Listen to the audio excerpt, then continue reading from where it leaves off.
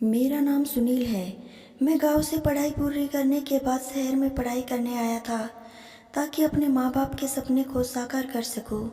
कहने को तो यह शहर बहुत ही बड़ा था, हजारों मकान थे, पर मुझको रहने के लिए एक छत तक भी न मिल सकी। मैंने बहुत कोशिश की पर कामयाबी न मिली। एक कुंवारे लड़के को कोई किराएदार रखने का जोखिम उठाता। दर दर भटकने के बाद आखिरकार मुझे एक आंटी जो मिली। उनका नाम मंजू देवी था। उनके घर में सिर्फ वो और उनकी बहू अंजलि थी। अंजलि बहुत ही खूबसूरत थी। मैं पहली नज़र में ही उसका दीवाना हो बैठा था। उनका बेटा एक कारोबारी व्यवसायी था जो ज़्यादातर बाहर ही रहता था। उन्होंने मुझे अपने साथ रहने की इजाज़त दे दी। मैं उनके घर पर रहने लगा था, साथ ही घर के छोटे मोटे काम भी कर देता था। एक बार मंजू देवी की तबीयत बिगड़ी तो मैं एक लायक बेटे की तरह मंजू देवी की सेवा कर रहा था। एक दिन मैं अस्पताल से घर लौट रहा था कि बारिश शुरू हो गई।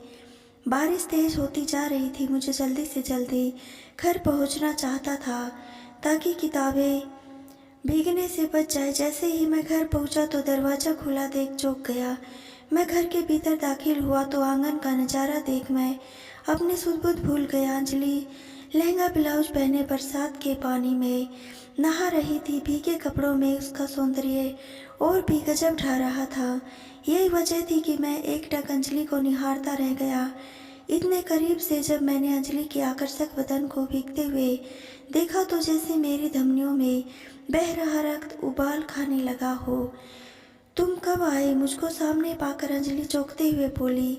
मैंने कोई जवाब नहीं दिया। एकटक अपने लाल लाल आंखों से अंजलि की भीगी देह का अमृत पी रहा था। अंजलि की नज़रें मेरी आंखों से मिली तो उसके बदन में भी झुरझुरी होने लगी। लज्जावश उसका गोरा चिटा चेहरा गुलाबी पड़ता गया।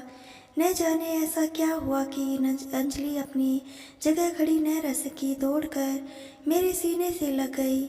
मैं खुद पर काबू नहीं पाया और मैंने बलिष्ठ बाहों से घेरे में अंजलि को कसकर जकड़ लिया और उसके गालों को चूम लिया। अंजलि ने कोई प्रतिकार भी नहीं किया। देह के इस महासंग्राम में हम दोनों देर तक गोते लगाते रहे। फिर जब अलग हुए तो हम दोनों एक दूसरे से नजरें चुराते हुए अपने अपने कमरे में चले गए। फिर मैंने सोचा यह क्या कर दिया मैंने। जिस औरत ने मुझे बेटा समझकर अपने घर में रखा, उसी घर की बहू के जिस्म पर मैंने डाका डाल दिया। मैं अपने ही सवालों में उलझ गया। पहले मैंने कहा कि अंजलि खुद ही मेरी बाहों में आकर समा गई तो मैं क्या करता। देह सुख के उफान के आगे अच्छे बुरे का सवाल ही कहाँ रह जाता। मैंने मानो अपना पक्ष रखा, उधर अंजलि अभी भी सामान्य नहीं हो पाई। आज एक अनजान पुरुष के संसर्ग में उसे अल्पकालीन सुख की प्राप्ति हुई थी। ऐसा आनंद उसे आज तक उसका कारोबारी पति भी नहीं दे पाया था। उसने विचारों को झटका और कपड़े बदल लिए और फिर चाय बनाई और ट्रे में एक कप रखकर मुझको देने चली आई। मैंने सोने में तक की तैयारी था। अंजलि को सामने खड़ा पाकर मैं हड़बड़ा गया। लो चाय पी लो। पानी में इतनी देर भीगने के बाद चाय पीना ठीक रहता है। अंजलि ने कप आगे बढ़ाते हुए मुस्कुरा कर देखा। सचमुच चाय अच्छी बनी थी। रात के खाने में अंजलि ने मेरी मनपसंद करेले की सब्जी बनाई थी। न जाने कैसे अंजलि को मेरी पसंद नापसंद का पता चल गया था। यहाँ तक कि दाल सब्जी मिठाई से मुझे क्या क्या पसंद है उसकी बकायदा लिस्ट अंजलि ने बना रखी। एक रात वह दूध का गिलास लेकर कमरे में आ गई। मुझको गर्मी लग रही थी। मैंने ज़्यादातर कपड़े खोल रखे थे। अचानक अंजलि को सामने पाकर मैंने तौलिया उठा लिया। यह देखकर अंजलि जोर से हंस पड़ी। निर्झर झरने सरीखी हंसी कानों में मिश्री घोल रही थी। पारदर्शी गाउन में अंजलि किसी अप्सरा से जैसी नजर आ रही थी।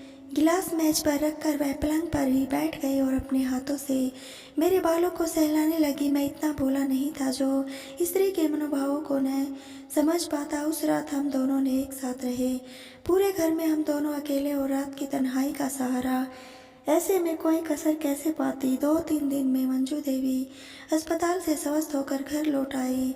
मैंने आगे भी बढ़कर निकला। उसकी सेवा से खुश मंजू देवी ने मुझे ढेरों आशीष दे डाली। मुझे और अंजलि को कहा कि माँ जी के घर लौट आने के बाद वे शायद अब नहीं मिल सकेंगे, पर्दे की भाषा जब देश की दूरियां तक लांघ जाती है, तो फिर यहाँ एक ही घर में रजामंदी के साथ मिलने में क्या मुश्किल आती।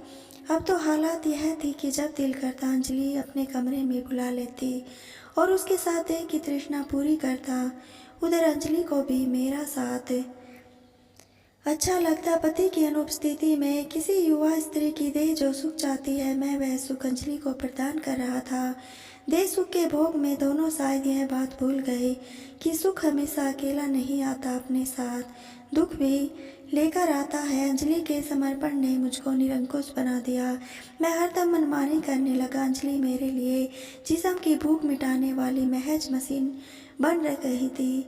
भावना की एक जगह अधिकार हावी होने लगा।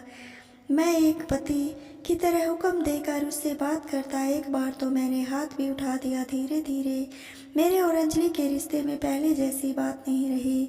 अब हमारे मिलन में वह पहले जैसी गर्माहट भी नहीं रह गई। हम दोनों के लिए संबंध बोझ में तब्दील हो चुका था। कहीं ना कहीं मंजू देवी की अनुभवी आंखें भी ताड़ गई थी। घर में उनकी नाक के नीचे गुल खिलाए जा रहे हैं। उधर मैं जब से इस चक्कर में पड़ा था, मेरी पढ़ाई लिखाई पूरी तरह चौपट हो गई थी। एक रात जब मैं नाइट लैम्प की रोशनी में पढ़ रहा था तो अंजलि मेरे कमरे में आ गई। उसने लैम्प का स्विच ऑफ किया तो मैं चीख पड़ा, यह क्या तमाशा है, जाकर अपना काम करो और मुझे पढ़ने दो। अंजलि यह सुनकर हक्की बक्की रह गई। उसे पहली बार महसूस हुआ कि पति की गैर मौजूदगी में किसी गैर मर्द के साथ संबंध बनाकर उसने कितनी बड़ी भूल की है। नहीं, अब वह इस दलदल में और नहीं गिरेगी। जो होना था हो गया। यह संबंध अच्छे कुएं में गिरने के समान है। मुझे कुएं में नहीं गिरना। अंजलि ने मन ही मन निर्णय लिया। उसने फ़ोन करके अपने पति को जल्दी आने को कह दिया ताकि यह किस्सा विराम ले सके। मैं भी जितना जल्दी हो सके इस संबंध से के बोझ को सिर से हटाने के बाद मैं सोच चुका था। मिलने की पहल रजामंदी से हुई तो अलग होने के लिए भी परस्पर रजामंदी काम आई। मैंने बहाना बनाकर घर छोड़ दिया और दूसरी जगह जाकर रहने लगा। जीवन में एक घटे इस घटनाक्रम को हम दोनों एक सौपन समझकर भुलाने की कोशिश करने लगे। दोस्तों, आपको ये कहानी कैसी लगी कमेंट बॉक्स में ज़रूर बताइएगा और वीडियो को लाइक शेयर और चैनल को सब्सक्राइब ज़रूर कर लीजिएगा। धन्यवाद दोस्तों।